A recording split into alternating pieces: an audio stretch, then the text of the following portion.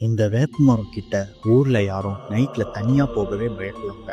ஒரு பழைய தமிழ் கிராமம். அங்க ஊரோட எல்லையில ஒரு வேப்பமரமும் இருந்துட்டு இருக்கு.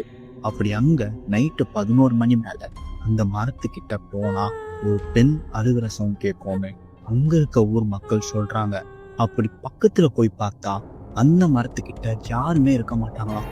ஆனா அந்த மரத்துக்கிட்ட சின்ன சின்ன கால் தடங்கள் மட்டும் தெரியும்னு அங்க இருக்க ஊர் மக்கள் பார்த்ததா சொல்றாங்க. அப்படி அன்னைக்கு ஒரு நைட்டு ஒரு பெரியவர் அந்த வேப்பமரம் வழியா போயிருக்காரு. அப்போ திடீர்னு அவருக்கு ஒரு பெண் அழுகிற சவுண்ட் கேட்டிருக்கு.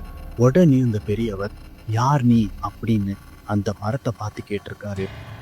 அப்படி அவர் கேட்ட உடனே அந்த அழுகிற குரல் உடனே நின்றுருக்கு.